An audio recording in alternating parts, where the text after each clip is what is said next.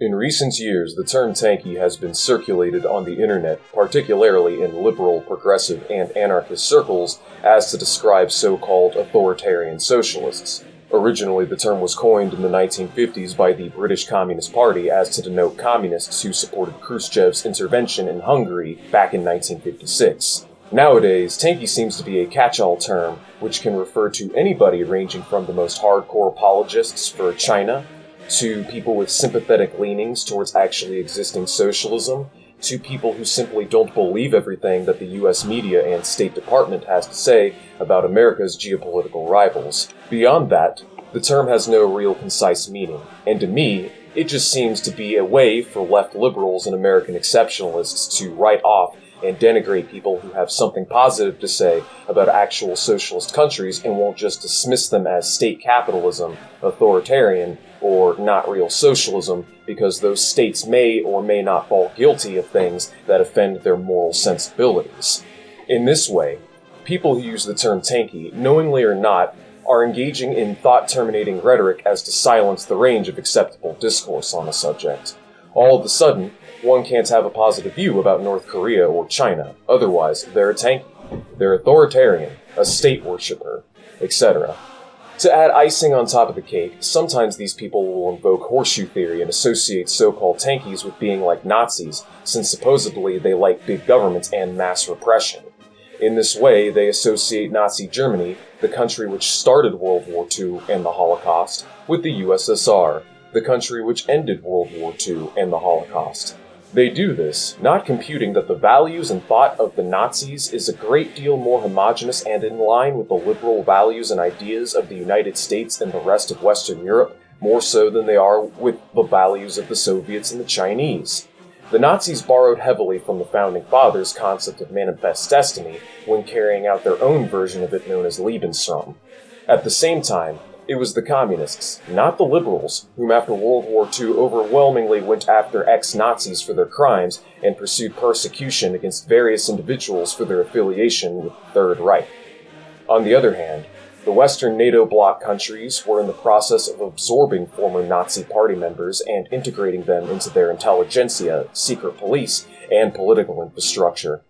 None of that matters, though, because despite the fact that communism is the most progressive political force in history, while fascism is the most destructive political force in history, because of some shallow, superficial, surface-level similarities, the two are somehow one and the same. Nothing could be further from the truth, however, as communists and fascists have been sworn enemies for over 100 years, and although liberal and fascist values are fundamentally incompatible, liberals are more than willing to strike deals with the devil and prop up fascist regimes when it suits their interests, as fascism is fundamentally not a threat to private property. Hence, the very term privatization was coined by the Nazis and implemented long before Ronald Reagan or Margaret Thatcher.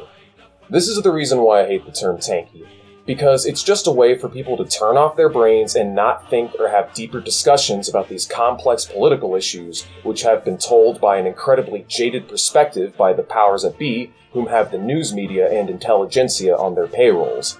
It's just a way to write people off who actually have something positive to say about socialism as it has existed, not just in the present, but contemporarily as well. Loads of important historical figures would fall under the umbrella term tankie according to these people's definition. From Albert Einstein, who held very favorable views of the Soviet Union in his time, to the Black Panthers of the 1960s and 70s, whom were in routine correspondence with the government of North Korea, as well as being some of the first described Maoists,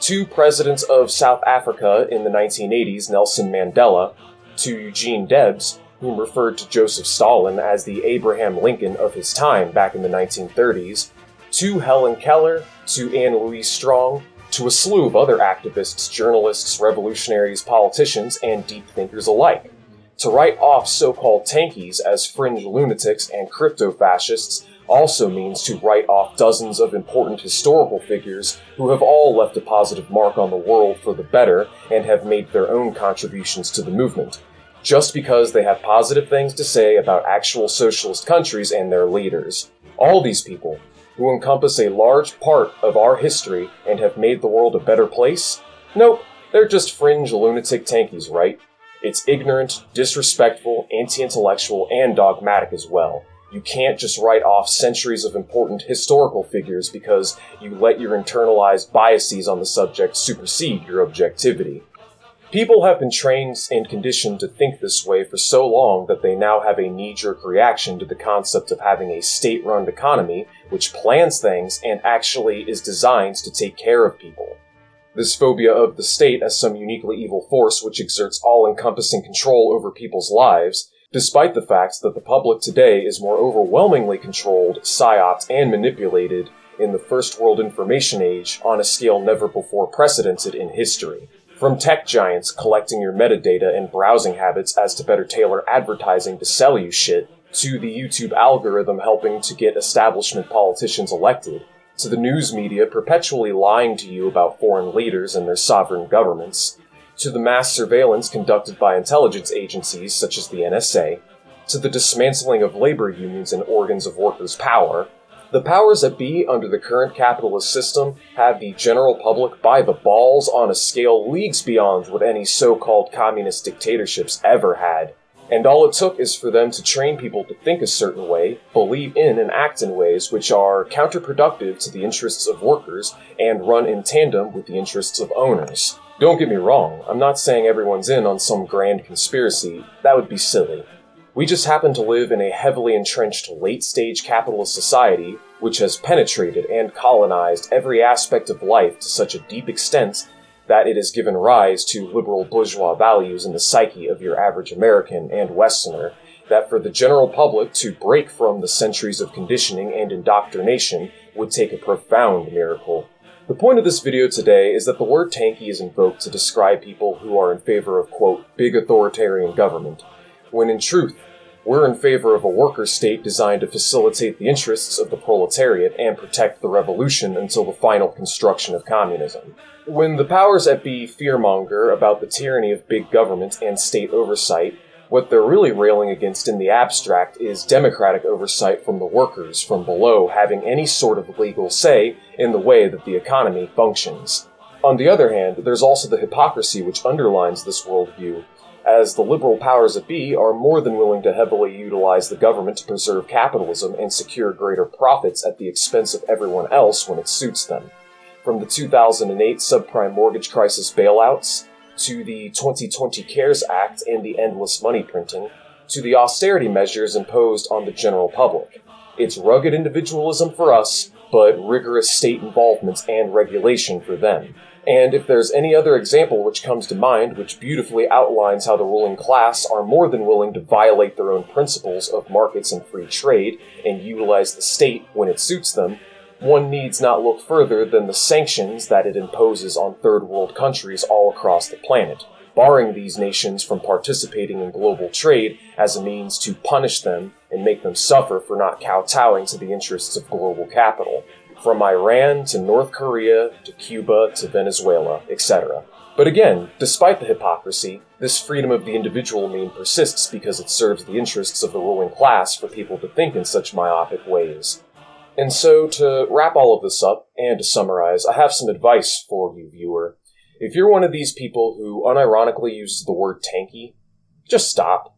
While there are some individuals out there whom are the living embodiment of the memes associated with the word, try to have a more nuanced conversation on the subject. I'm not even arguing that you can't have criticisms of these nations and historical figures, but you need to actually educate yourself on the history so that those criticisms are based on actual scientific analysis and reality, rather than unfounded positions derived from internalized anti-communist propaganda that you've been fed your entire life. Stop reading news and Wikipedia articles and actually take the time to dig deep and do some actual research. Do yourself a favor and crack open some literature and read.